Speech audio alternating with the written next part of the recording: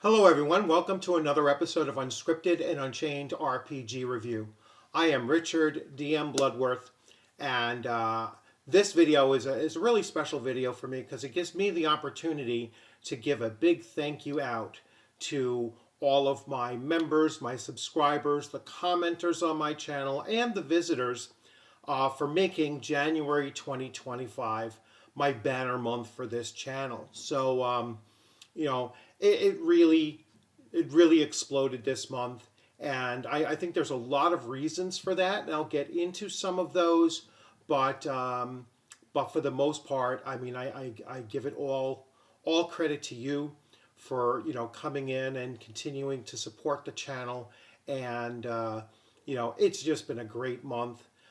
This month really started out with a new series that I was covering, creating, that was how to introduce basically new D&D players or modern role players to older editions of Dungeons and Dragons, and I was focusing on Advanced Dungeons and Dragons First Edition, and those videos really did take off. There was a lot of engagement, and and I will show you some of the numbers on those, but a lot of engagement with it, and that's truly what I value the most is comments, because comments actually help drive the focus of the channel and directions that I might go into. It might send me to directions I wasn't anticipating going into, but as long as they are focused on role-playing games in general, primarily tabletop role-playing games, I'm going to try to meet the needs of my viewers. So that series did really well, and I will make a return to it. I do have a lot of things revolving on my plate. I like to give you a large variety of content on my channel, and I'll get to some points on that as well. So then the other big event for January was the Philadelphia Area Game Expo, the second year of this running. I was invited as a special guest, so thank you very much, Ron, for that opportunity, that experience. This was the first year that I was there for the entire time. I was there from Thursday night until Sunday morning. I of course fled before the snow, but at least I got the full 2.5 days out of it. But it was a great experience. I had the pleasure of running a table for 19 different players. So in 3 different game sessions, 19 different players. Some of them, are people that I recognized. So some fellow YouTubers out there, J. Scott Garibay, here's a shout out to you. And I also had the opportunity during the event, during the convention, to meet industry legends. All right, so once again, I met Frank and Alina. Alina is was the Eileen. I'm sorry, Eileen was the inspiration for Alina in the 1983 Red Box set. So Frank Metzner, I played in a game by Zeb Cook, which was phenomenal. To meet him and to play an Oriental Adventures game with him was, another one of those check off the bucket list things. A great content creator across many different genres as well. So phenomenal meeting him. And then, tons of fellow YouTubers out there, individuals with much larger channels than mine, and to actually just speak to them and see that we do have some commonality in some of the ways that we look at what's going on, and I will get into the advantages and disadvantages there as well, because I feel that my channel, being the size that it is, does grant me some advantages that they quite honestly don't have anymore. They did in the earliest days of their YouTubing, and I'm kind of where they were 10 years ago, probably within the first couple of weeks of where they were 10 years ago, but still, talking and having those conversations about the where YouTubing goes, or sometimes they call it D&D tubing, or, I don't consider myself a D&D tuber because I spend too much time across a variety of games. Although D&D is a big part of it, it's mostly old school, or almost all old school stuff, and then modern games that are not D&D. So again, these are all choices that we make, and many of my choices are determined by what my commenters are asking to see. Moving on, I met Kelsey Dion, which was just phenomenal experience, and I ran nothing but Shadow Dark at the convention, and I'll talk about the games that I'm running, and in particular the games that I'm running at conventions going forward, and I'll get back to that as well. So it's just been a stellar month, and I want to give a big thanks to everyone out there. I will be making some announcements. This evening I have an interview with Jason Vey from Troll Lord Games, who is the creator of the primary creator of Amazing Adventures, which is the second largest of the tabletop role-playing games that Troll Lord Games publishes. So he will be on my channel tonight. I will be giving away 5 free memberships, and I will see how the system works, where I can give away some more that I am, going to pay for, and give out at least 5 more. That way I'm giving something back to all of you as a big thank you. So let me just shift over to let's shift over to the analytics and what really sparked this.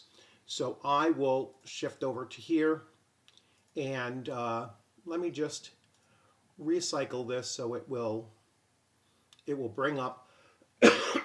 So as you can see, in January, now I'm using January instead of the 28-day cycle, because the 28-day cycle doesn't quite capture the month, and that's what really strikes me as kind of weird, that it doesn't, I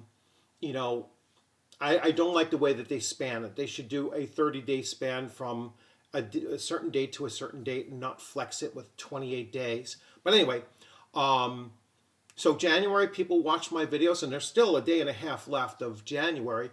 20,000 views over this past week.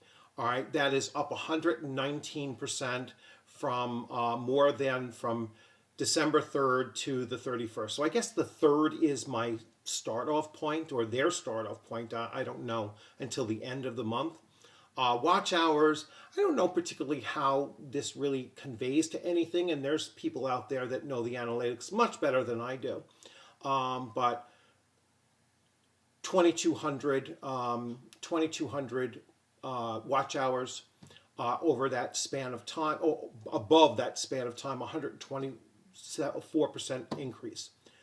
Subscribers, and this just blows me away.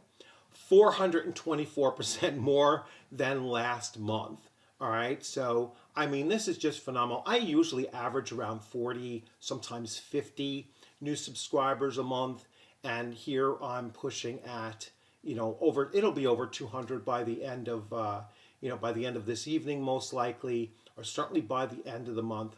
I'm not concerned about the estimated revenue, but this goes to the advantage that I think some of us small YouTubers have, is that we're not making a living off of this, and virtually everything that goes into into my Google account from running this channel ends up being purchased in new content, or supporting me to go to conventions or whatnot, and I'm probably still not even breaking even by the end of the year. Actually, I'm definitely not breaking even by the end of the year, but it does help, and I super appreciate it, and that's primarily ad revenue and some super chats and that kind of thing too. But it's not something that I really try to focus on.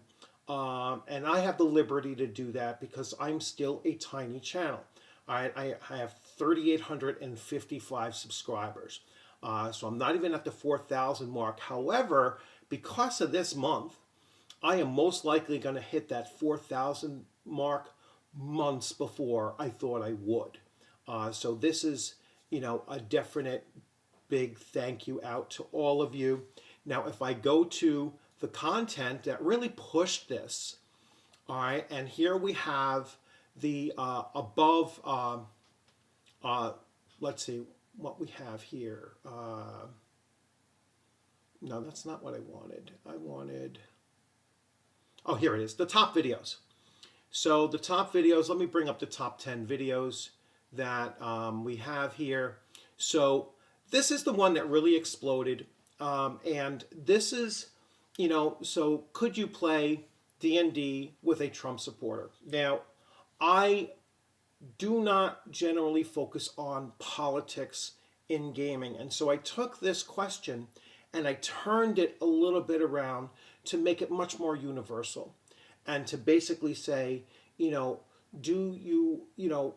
could you play with somebody who is inserting any form of real world politics into your gaming, and at your game table?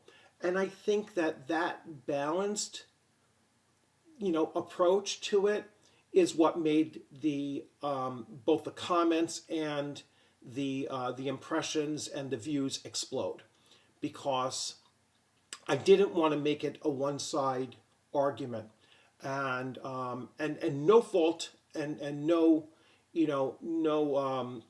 saying to the person that put this out there, that this initial question, because he was honestly asking the question from the place of just trying to wrap his head around it, and see what the gauge what the kind of support of it was.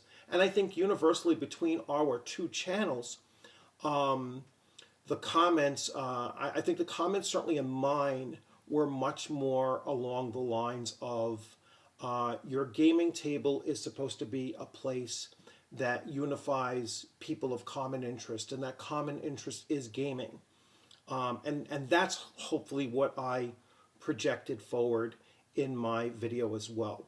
How would you run AD&D First Edition for the modern player? That was the first episode, 2,600 views. You can see again a lot more impressions on that than the previous, right? So more impressions here than the previous. And then we go to the third in line was once again a part of that series of running AD&D First Edition for modern players. 20,000 impressions, 952 views, and I don't know what this impression click-through rate really means. I am not an expert in understanding these things. I'm sure Stephen Glicker, who I met at Page 2, could explain this much better than I can. I wouldn't even attempt to. Third one in line was, AD&D First Edition for modern players. Should you be running Shadow Dark in 2025? And I say an absolute yes. This deserves more views, not just because I made it, but because Shadow Dark deserves it. All right, so that I want to see really pushed. So if you check out that video, please, share it, get it out there, because like I said, Shadow Dark deserves all of its accolades that it received in 2024 and going through 2025 in the convention space. It was booming.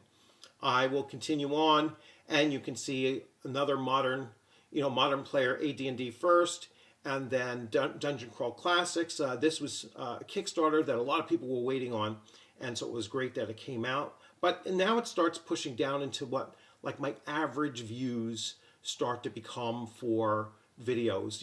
A little over, in the low hundreds, let's say. That's my typical. So again, I'm going to switch back here. So as you can see, the channel really did explode during this month. It certainly is a banner month, the best month my channel has had in its 8th year now. So and really that's the kickoff of my 8th year. So super appreciative Now let me talk about some of my gaming going forward, and then I will talk about my conventions going forward, because this is kind of a channel news update as well. My home game is going to continue being Castles and Crusades from Troll Lord Games. I run a Tuesday night game with the same players I've been with now for close to 3 years for some of them, or a little bit over 3 years for some of them, and the others a little bit less so, but one's like 2 years, and the others are the last 8 months, let's say. And it's going really well. I'm integrating a lot of the new content that is coming out of Troll Lord Games, especially the things republished, written by Gary Gygax. So that's where that game is going. My campaign is going with that, and we're deep into it. We're certainly approaching the 1 year mark on this campaign. I think we're in the high 40s in sessions right now, weekly sessions. The current game that I am working on to create a campaign, I already started writing it. I'm already getting my players organized with their characters that they're going to run in it. I will be running, one shot or episodic adventures with this.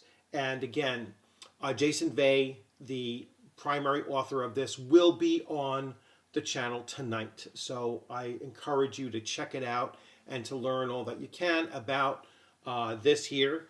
So Amazing Adventures is an awesome system. It uses the same core mechanics as Castles and Crusades with some modifications to it, which I started to detail in the video yesterday when I was talking about the Chronicle Keeper's Guide, which is like the DMG. Moving on to conventions. So at conventions, as I've said throughout, the latter part of 2024 and the early part of this year, Shadow Dark is my go-to for convention play. However, I will be adding in Deadlands 2nd Edition, and by request, I'm going to add Fallout RPG as well for a future convention coming up, and that will be my running through for the rest of this year. Let me just grab another card because I just dropped that one. So I typically run too many game systems at conventions, so now I've been trying to tailor it down. I've been trying to get it to the point where I'm running just 1 or 2 systems, maximum 3. We're going to probably settle on 1 or 2 moving forward. Second thing that I'm changing for this upcoming year and moving forward is that the games that I run, or the sessions that I run at conventions, are going to be products of my own work. All right, so I'm not running anyone else's adventures. No matter how much I modify them, I'm going to be writing my own, and I'm going to be tailoring those adventures for, particularly for convention play, so that it runs very, very smoothly through convention play and still gives the players all of the things that they're looking to experience in a convention. So, players still demand, a certain amount of, of autonomy, what they do with their characters. They want choice. They want a varied experience at the table as well. And in particular, they want a beginning, a middle, and an end. All right, all within that time frame of an adventure. So, and the time frame of your time slot at the table. So 3 or 4 hours. So when you're writing an adventure for convention play, you have to basically write it for about a half an hour short of what the full length of the time slot is, because players might want to come in and they might want to create their own character. Even though most of the time, I'd say 90% of the time or more, we are giving out pre-generated characters, which I still recommend that you do. The other thing is that, they might want to, make more choices than a convention game should not be a railroad like completely railroading the players through it either. You should give them some branching choices. My last adventure that I ran at page 2, which was my adventure, Shards of Ymir. I looked it over again after talking with one of my players, J. Scott Garibay, is a YouTuber out there, and he critiqued some of the things that I did, and and I don't think he wasn't fully aware of all of the behind the scenes with the adventure, so I explained to him later on that, well, there was actually like 9 different branches to get to the same endpoint. Your endpoint has to kind of be where you want the game session to end. That's it needs a closer, but you could have multiple paths on getting there. And in his particular group, they just got there a lot faster than anyone else in the past had. So we would have had time to do character creation, but not knowing that going in, you do have to make modifications and adjustments, and you do have to when you're writing your adventures for or modifying an adventure for a convention play, you got to keep all those things in mind. So that's really important. So Shadow Dark is an easy system to use for that. Deadlands, I'm already set up for it. Fallout, I have to make some tweaks to that initial adventure that I was writing for my home game and make it a little bit more dynamic because it was a little bit too slow paced and cerebral for not enough action in the initial thing. So I'm going to make some changes to that. Unfortunately, this April I would normally be going to Rising Phoenix Game Convention in Milton, Massachusetts. I think that's the right town.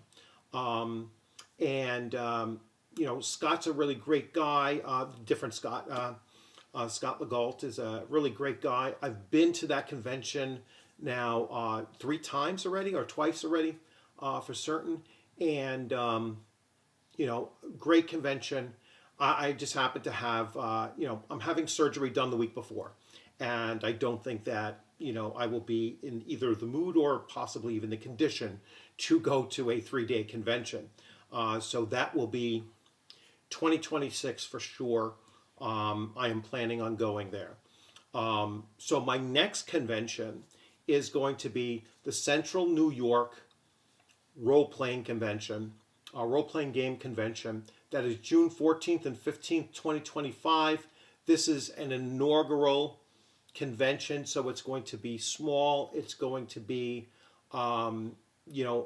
pretty well represented. There are some, pretty big names going there, so that's really interesting. And check out his channel. Check out what you can find on Facebook about this, and I will bring on Roger, who is the organizer of this convention, onto the channel leading up to it. So this is my next convention that I am attending. I am going to be running 3 games at this convention over the 2-day period that the convention is running, and I'm really looking forward to it. It's going to be great. It is in New Hartford, New York. All right, so it's up near Utica, New York. If you are in the general area, definitely check this out. And I am going to switch views here and just get ready to talk about tonight again. So tonight, interview, 8:15 Eastern Time, Jason Vey from Troll Lord Games, the writer of Amazing Adventures. I will be giving away the last remaining 5 free memberships, and I will also look into give away some memberships that I pay for myself to get those out there to you.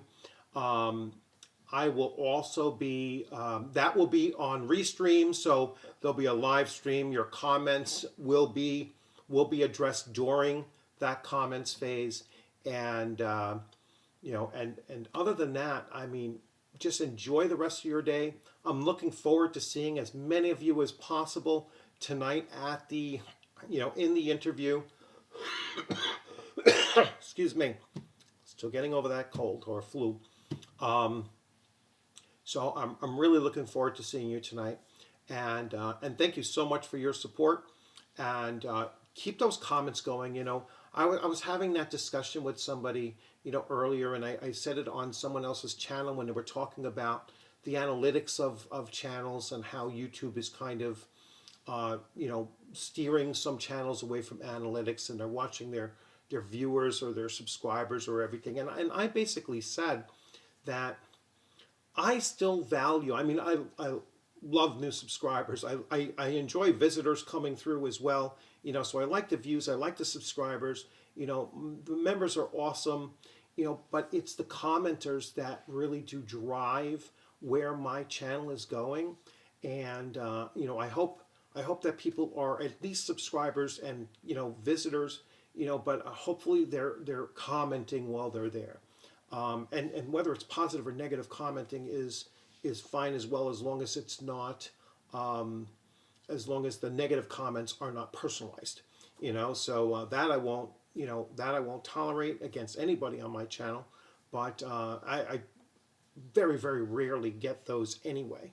So but yeah, come on in, check it out, and look at what the channel has to offer. Make suggestions if there's anything out there you want me to take a look at, and or refocus on, because I know I have a lot of people that will comment on videos I did 5 years ago and be like, hey, you know what? And these are new people coming to the channel, looking back into the back catalog, and I love that. I absolutely love the fact that they will go back and look at a video from 3, 4, 5, 7 years ago and say, hey, can you talk about this again? Which is, just blows my mind, and I really do. I really do appreciate that as well. So comments is what I thrive on, because it helps drive me forward and to look at, different things that I might not have thought about. And I think it really is delivering to you what you're looking for from the channel. So I'm going to wrap this one up. You all have a great one. Look forward to seeing you tonight. Take care.